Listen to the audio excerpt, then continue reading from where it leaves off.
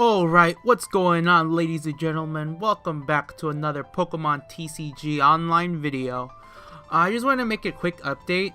So with my pack opening videos, I'm actually planning on going on a long hiatus because I've been playing the card game more and more, and I've been wanting to take my channel to this direction rather than just opening packs. So if you're just here for my pack openings, I apologize, but I might eventually go back if the channel starts growing a lot more, because like I said, my collection's starting to grow and I'm just using as much as I can to build some decks. But even with that, I would like to apologize for just like the inconsistent uploads. You know, I've just been really busy with my schedule and all that. So yeah, sorry about rambling on, but yeah, today though, we got ourselves the Lost March deck that that features Jumpluff and Natu. So what Jumpluff does is that for 1 energy it does 20 damage times the number of Pokemon in your Lost Zone. So you can just stack up damage right there. It's a stage 2 with 70 HP, but that's really abysmal for a stage 2. It can get one shot by practically a basic Pokemon. And for a retreat cost of 0, it's pretty nice. It's just like you're trading off like sustainability for damage and utility. So Natu is the same, 40 HP, but for 2 colorless you do the same amount of damage. It's a little justified, you know. 40 HP for a basic Pokemon, it's normal. Yeah, like you don't expect this deck to stay alive, you know. So what is the Lost Zone anyways, if you're wondering?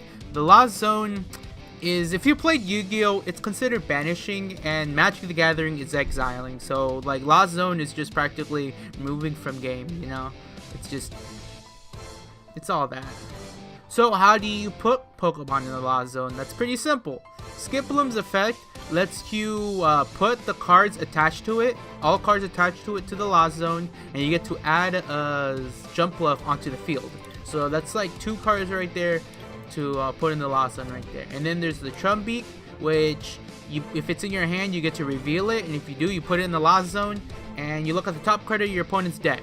If it's a supporter, you put that as well in the Lost Zone. The supporter doesn't do anything for damage, but it actually hurts your opponent if they need a good top deck and all that. Lost Blender also puts 2 cards from your hand in the Lost Zone, and if you do, draw a card. So it's good if you got any dead draws and all that. So you're wondering, why is there Emolga in the deck? So what Emolga does is that it searches your deck for any Pokemon that has the Nuzzle attack.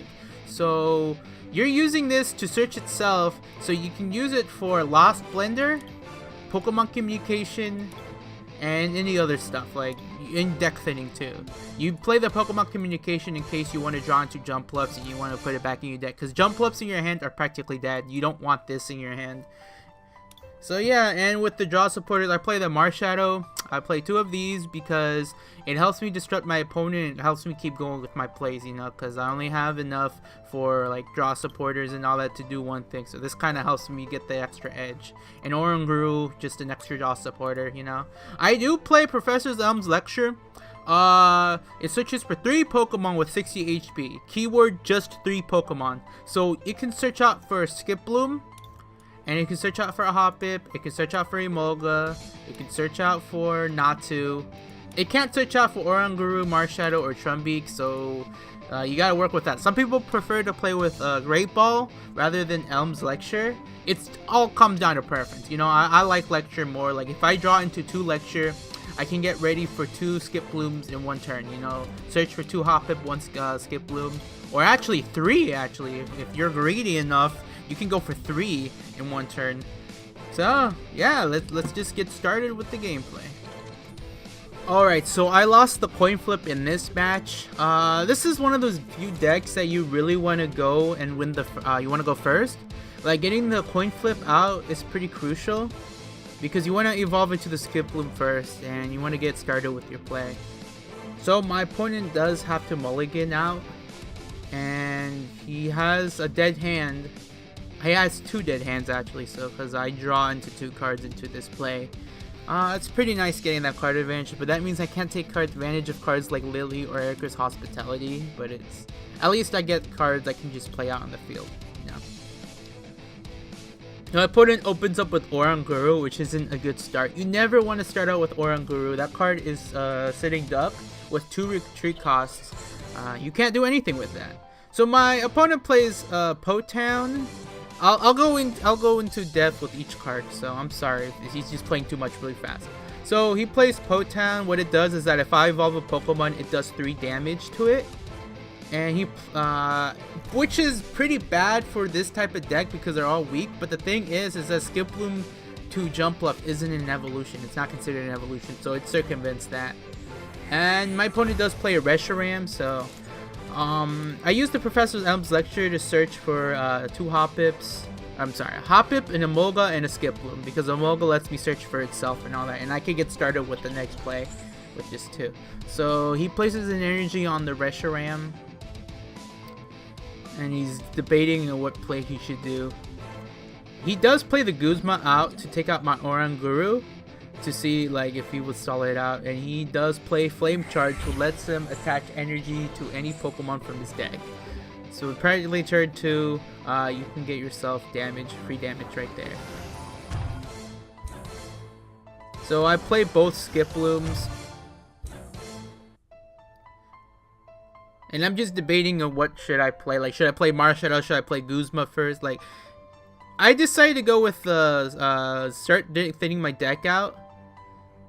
Oh, I'm not thinning my deck. I'm sorry. I want to thin my deck out with the with the Jumpluffs, but I'm just using Emolga just to see if I have any Jumpluffs in my deck, because you always want to fail your searches just to see what's in your deck. You know, what's prized, what's not. Because there'll be times where you just play the Skiploom and you try to go for the play, but you realize that you can't do the play because Jumpluff's not in your deck.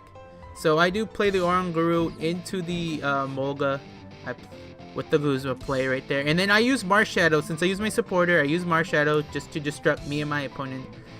Just to see if I can get any draw from that. And I do. I get myself energy.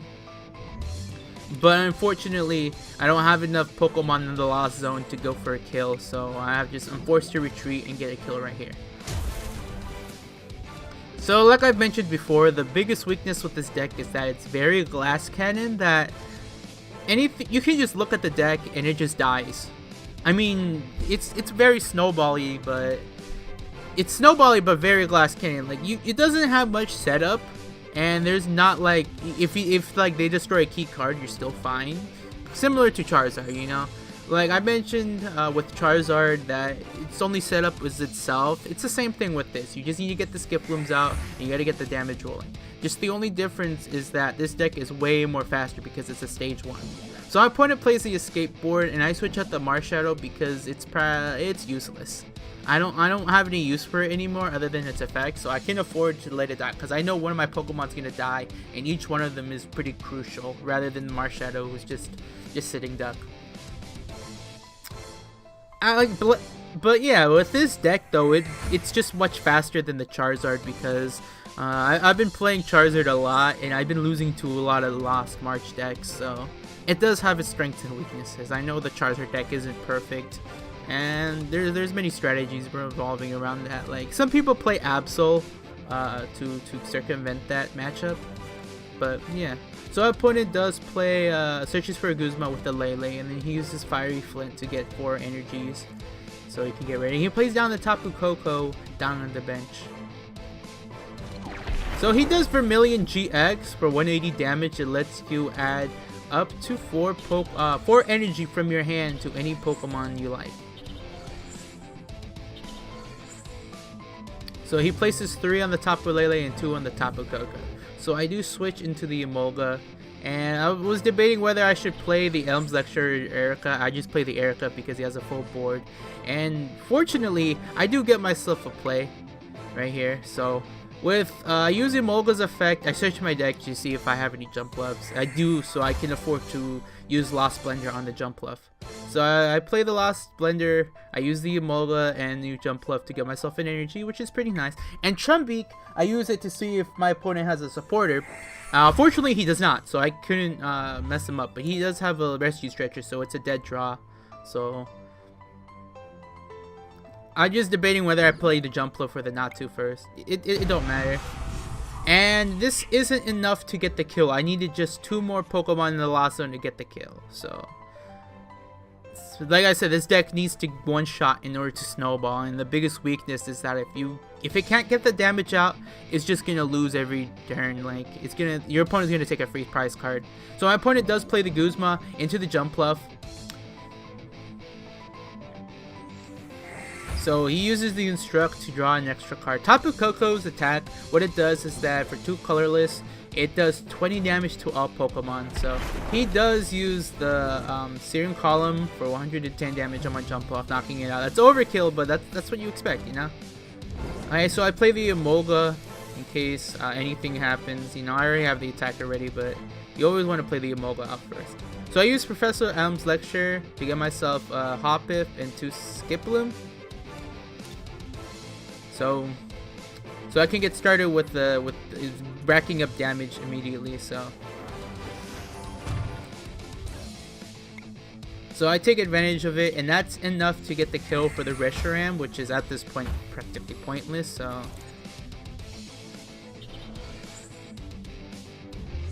So I'm just checking what's in my discard pile, because I know if I were to go for another Skiploom play, I couldn't, because my jump bluff, one of them's in the lost zone and one of them's in the discard.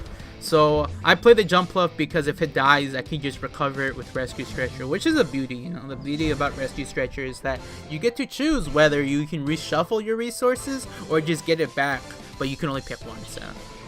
So my opponent plays the Tapu Koko, gives it the choice band. At this point, it's practically useless. I should just stop saying the word practically. I'm trying hard not to say that word. I've been saying it too much. I apologize. Like drinking game. If I say the word practically, you guys take a drink. So my opponent uses Tapu Koko, knocks out my jump bluff because he uses Professor Kukui out of all cards. Like, I'm wondering who plays that card. No one plays that card. Like, what Kukui does is that you draw 2 cards, but then your next attack does 20 more damage. That is a noob trap right there. You're wasting a draw supporter just for 20 more damage, when choice banding gives you 50. I mean 50, I'm sorry, 30. What am I doing? So I do recover the jump bluff, and I play it to dish out more damage. At this point, like, damage doesn't matter, you know. I've already can one-shot.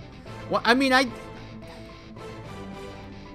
So I do draw into the Trumbeak, and I decide to use its effect to see if I can get my opponent out. He just draws an energy, so it's not going to be very effective. And I do play the Marshadow just to disrupt my opponent as well.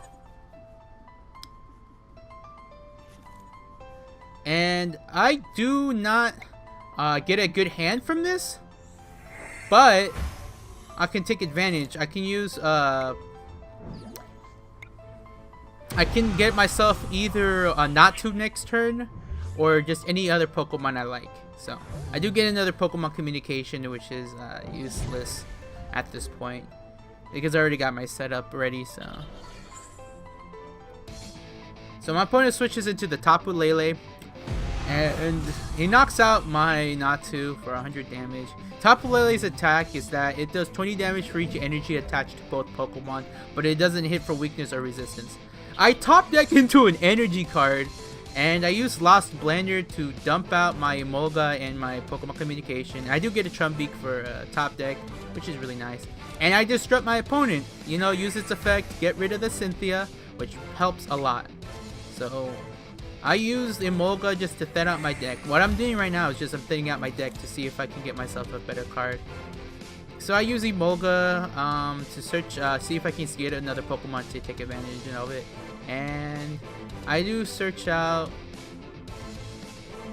for a Trumbeak just to see if my opponent has another supporter, you know. And he does not. So he does have a Fire Flint. You can just work around that next turn. So I play the Professor Elm's Lecture just to thin my deck out again. And like, the thinning your deck is pretty good, you know. Increases your chances of getting a good draw. So I do switch out to the jump bluff, do Lost March for 300 damage. See, this is how much you're doing. You're practically sacrificing yourself for just damage. You just feel so dirty with this game. So my opponent concedes right there. I do not have a play for next turn, but my opponent just concedes and just gives me the victory. So for the next game, I end up losing the coin flip again. So my opponent ends up going first this time.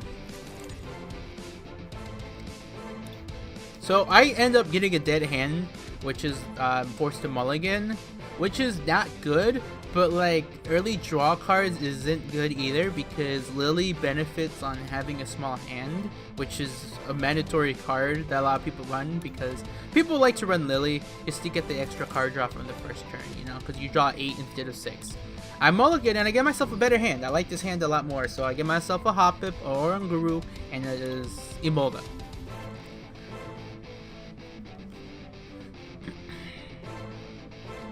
And see what my opponent plays.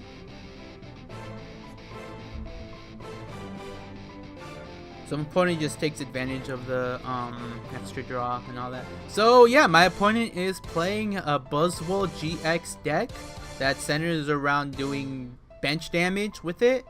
So he uses Diancie Prism Star to dish out extra damage. See, there is the Buzzwole right there. 30 damage for 1 energy, but it does 30 to another bench.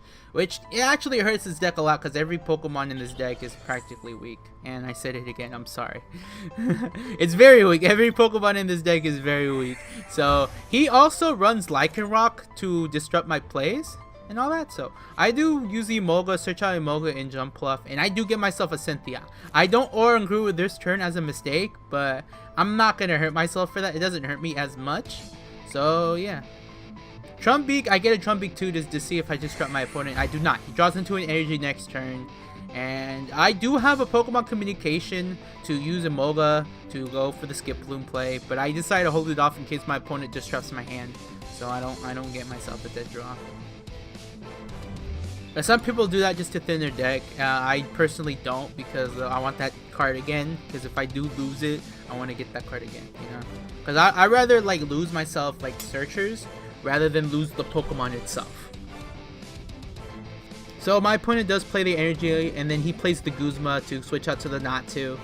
And since he has Diancie, it does go for a kill. So he does the 30 damage onto my Hoppip, which he should have just done it to any other Pokemon. His mistake was he did it to the Hoppip, because I can usually just get rid of the damage counters with my Skip Bloom with this effect. So I do get the Skip Bloom out, and I start unloading my bench. So my Skip Bloom is out and ready. I do the Skip Bloom first to get the Jumpluff, because I'm going to use Oranguru's effect. And it's like I said, you want to thin your deck out, because it makes it to where you draw your cards much easier and getting the better cards late game. You know, the point of people build decks, they build them to just thin their decks out. That's why you run so many draw supporters. That's why you draw into so many searches, you know. So I use Oranguru's effect, take advantage of my small hand, and I get myself another Lily, which is nice for the next turn. And then I get myself another Lily as well. So I can't capitalize on this play, so I've used Marshadow just to disrupt me and my opponent to see if I can get myself a card from here. And I do. I was like, oh my god, this is a day hand, but I forgot it's an Emolga and Pokemon Communication, so I can get myself started with a Natu play right here and kill the Buzzwole for weakness. So I do Natu, and I do Colorless Energy, and with the free retreat, it's nice with the Emolga as well. That's why people run Emolga, is because you can retreat it. If you don't have any setup, you just play Emolga and you just get started with the next play. So yeah, I do Natu for over 280 damage. That's a lot, just for weakness itself. So I draw into an energy, and then so I can get started with the next play. My opponent switches into a Buzzwole, which is like baby Buzzwole. Like if we refer to just standard Pokemon, we just refer to baby. So what he does is that for one energy, it does 30 damage, but it does an additional, I think, 80 if I have 4 prize cards remaining. So you play that, it's a tech card for Buzzwole, because if that one dies, you use that for an additional attack. So my opponent does play the switch. I was hoping he would just knock it out, but he saves it. He uses the Buzzwole to just take out my Natu and just deal damage to my Jumpluff. So I'm just counting how many Pokemon I have in my Lost Zone, see if I can just knock it out. I have 2 choices, either play the Elms Lecture or play the Erica's Hospitality. I play Hospitality. I don't get much from this hand, unfortunately. So I'm just thinking what play I should do.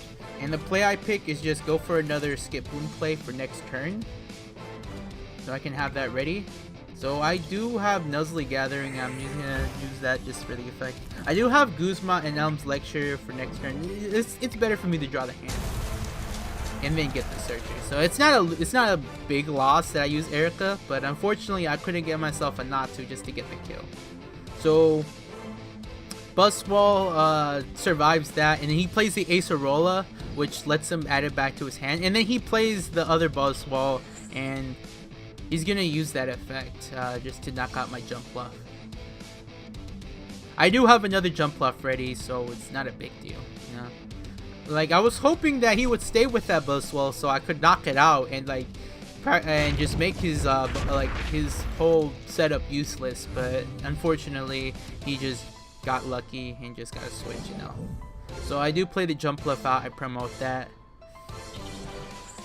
So I do play the Professor Elm's Lecture, and I get myself unfortunately I only have one Skip Bloom, so I just play that just to thin my deck out. I don't have to search for the third Hoppip, but just to thin my deck out is pretty nice. So I do play the Skip Bloom, and I use it to dish out damage. Now at this point I can just one shot anything now. So because luckily I hit everything for weakness. If my opponent plays the Lycanroc, I can just use Jump Bluff. If my opponent plays Buzzwole, I can use Natu. So I just use Emolga just to see what's in my deck, you know, just take advantage of that. Like I said, you want to search your deck to see which cards are prized. You always want to make sure which is prized and which isn't. So I draw into a Pokemon Communication. At this point my hand's full, my bench is full, so I don't have much advantage for it. So opponent does the Ultra Ball. He discards himself a Rockruff and a Lycanroc. I was hoping he had a dead hand, and I was like, that was a big mistake, but I didn't realize he had another Lycanroc in his hand, because he would have made that play otherwise. Because with Lycanroc GX, well, there's two versions of it. One version which is the I wouldn't say I know it's called Moonlight and Dawn or something, or Twilight or something. I forgot what they're called, but I'm just gonna refer to Werewolf and just Standard Wolf, just for simplicity's sake. So the Werewolf version, what it does, if it plays it on the bench, it switches it out any Pokemon that you want, and the other one, the regular one, lets you discard an energy from your opponent. I don't know if it's special or not. So my opponent does play Lycanroc, switches out to the Oranguru, so he can get started with the Buzzwole play on the Oranguru. It hits for weakness, but unfortunately it does not kill. Like, I don't think my opponent knows that I do have a Guzma in this play, so I can capitalize off of that mistake as well. Like, my opponent made a couple of mistakes this game. Like, he just thought that I didn't have a Guzma. You always want to assume that your opponent has a Guzma in their hand. So I play the Guzma, and I switch out to the Lycanroc. I've noticed it has the grass weakness, so I was like, yes, I'll just take advantage of that. I'll take that, please. And I play the Pokemon Communication just to get myself, see if I can get myself any Pokemon I can take advantage. And I do get a Trumbeak, because I want to disrupt my opponent and make sure he doesn't get a top deck from that. So yes, I disrupt my opponent. He does the Acerola, so he doesn't pull off any more crap that comes with that card.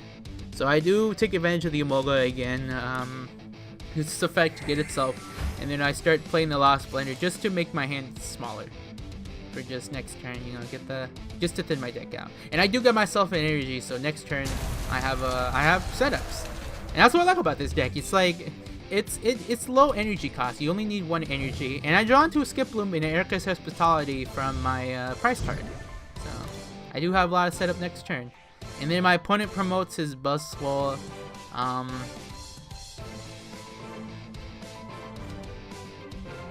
So yeah, he uses the Ultra Ball to see if he can just get himself another Pokemon. He discards the Choice Band and Riolu. I'm assuming he's running the Lucario with Stance. So he gets himself this other Lycanroc, which you can see right here. Lets me discard any energy. Yeah, it's any energy. I thought it was special. So he does discard the energy on Jump Bluff, and then he plays the Guzma, hoping he would get a kill right here. And he does get 2 prize cards. That's the thing with Buzzwole GX, is that you slowly dish out damage, and eventually you're just going to get 2 prize cards each turn because you're just taking out the weak Pokemon. So he does get 2 prize cards this turn, but he just thinks that his play was good. Don't get me wrong, it's just that I had the answers for everything. So, like, at this point I realized, oh yeah, I just got the kill already. No reason to, like... I played the Jump Pluff energy on Jump Pluff by accident, which is a big mistake. But, since Jump Pluff has no retreat cost, it doesn't hurt me as much. So, I do switch it out, and I get the kill.